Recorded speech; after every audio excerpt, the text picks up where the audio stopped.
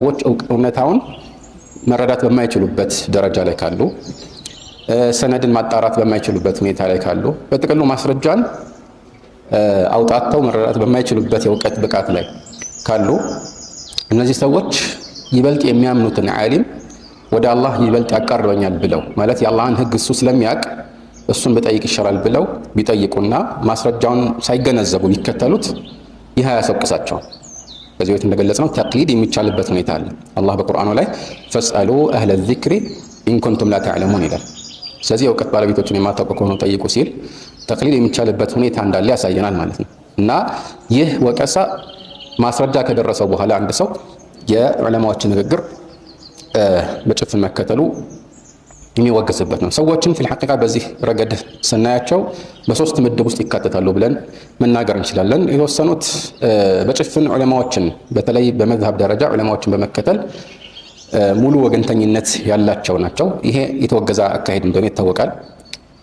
ሌላው ደግሞ የነዚህ ተቃራኒ ሆኖ በሌላው ጽንፍ ላይ የዑለማዎችን ንግግር ጭራሽ ቦታ የማይሰጥና እሱና ታላላቅ ዑለማዎችን በደረጃ የሚያስተካክል ቁርአንና ሐዲስን ያለ ብቃትና ያለ በቂ መንደርደሪያ በቀጥታ መገንዘብ እንደሚችል የሚያስብ ሲሆን ይህም ራሱን የቻለ ሌላ ዋልታረገጥ አካሄድ ነው። በመካከል ያለው ትክክለኛው ደግሞ አካሄድ አንድ ሰው ከዚህ በፊት እንዳልነው ባለው እውቀት ልክ ሊመዘን ይችላል። ስለዚህ በቀጥተኛ ሁኔታ ቁርአንና ሐዲስን መረዳት የማይችል እስከሆነ ድረስ የዑለማዎችን ንግግር ዋቢ አድርጎ መጥቀስ ይቻላል። ይህም ብቻ ሳይሆን የእሱ ግዴታ ዓሊሞች የነገሩትን መከተል ነው። ነገር ግን ይህ በዚህ መልኩ ሁል ጊዜ ላይቀጥል ይችላል። እየተማረ በሄደ ቁጥር የእጅቲሃድ ክህሎቱ እያደገ ሲሄድ በተለያዩ ርዕሶች ላይ እውነታውን መረዳት ይችላል እና በአንዳንድ ኪታቦች ላይ ኢጅቲሃድና ተቅሊድን ሁለት ተጻራሪ ነገሮች አድርገው በሁለቱ መካከል ያለ በጣም ቀጭን መስመር እንደሆነ እንድታስብ በሚያደርግ መልኩ አንድ ሰው ወይ ሙጅተሂድ ነው ወይ ሙቀሊድ ነው ተብሎ የፈለገ የቁርአንና የሐዲስን እውቀት ቢሰበስብ ለዚህ ግንዛቤ የሚረዱትን እውቀቶች ቢሰበስብ ራሱ እነሱ ለዚህ ትልቁ የኢጅቲሃድ ደረጃ እስካልበቃ ድረስ እነሱ ባስቀመጡት መስፈርት መሰረት ለዚህ ትልቅ የኢጅቲሃድ ደረጃ እስካልበቃ ድረስ ጭራሽ ሙቀሊድ ያኒ ትንሽም ከዛች መስመር ዝቅ ካለ እንደ ሙቀሊድ የሚቆጠርበት እሳቤና ማብራሪያ ትክክል አይደለም።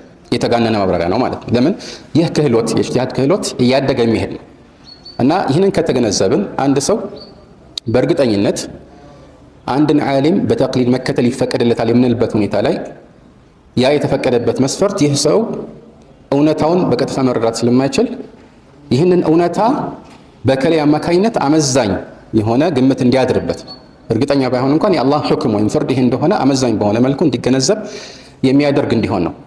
ግን ከዚህ የበለጠ ግን አመዛኝ የሚሆነው ትልቅ ዓሊም ባይሆን እንኳን ለተማረ እውቀትን በተወሰነ መልኩ ለቀሰመ የዕልም ተማሪ ከዑለማዎች ኢጅቲሃድ ሳይወጣ አዲስ ቢድዓ የሆነ አቋምን ሳያንጸባርቅ ግን በተለያዩ ዑለማዎች ከተገለጹ አቋሞች መካከል ከማስረጃ አንፃር ይሄኛው አመዛኝ ነው ብሎ መከተሉ ከቀደሙ እርግጠኝነት እንዲያውም አይደለም አመዛኝ ግምት የበለጠ የተሻለ ظن غالب ወይም የቂን እርግጠኝነት ደረጃ ላይ ያደርሰዋል። የተፈለገው ይሄ ነው። ስለዚህ ከዚህ አንፃር ይህ አደቡን በጠበቀ መልኩ የሚፈጸም እስከሆነ ድረስ ፊልሐቂቃ የሚወገዝ አይሆንም ማለት ነው። እና ለዚህ ነው ሁሉም ታላላቅ የእስላም ሊቃውንት የመዝሀብ መሪ የነበሩ ኢማሞች ራሳቸው አንድ ሰው እነሱን በጭፍን እንዳይከተል በተለያዩ ገለጻዎች ሲያስጠነቅቁ ነበር የቆዩት ማለት ነው። ቃለ አቡ ሐኒፈተ الإمام لا ينبغي لمن له إسلام أخذ بأقوالي حتى تعرض على الكتاب والحديث المرتضى ومالك إمام دار الهجرة قال وقد أشار نحو الحجرة كل كلام منه ذو قبول ومنه مردود سوى الرسول والشافعي قال إن رأيتم قولي مخالفا لما رويتم من الحديث فاضربوا الجدار بقولي المخالف الأخبار وأحمد قال لهم لا تكتبوا ما قلته بل أصل ذلك اطلبوا دينك لا تقلد الرجال حتى ترأوا لهم مقالا አራቱም ኢማሞች በዚህ ረገድ ሰዎች በጭፍን እነሱ እንዳይከተሉ አስጠንቅቀው ነበር ማለት ነው። ስለዚህ እዚህ ላይ ልንከተለው የሚገባው መካከለኛውንና ሚዛናዊን መንገድ ነው።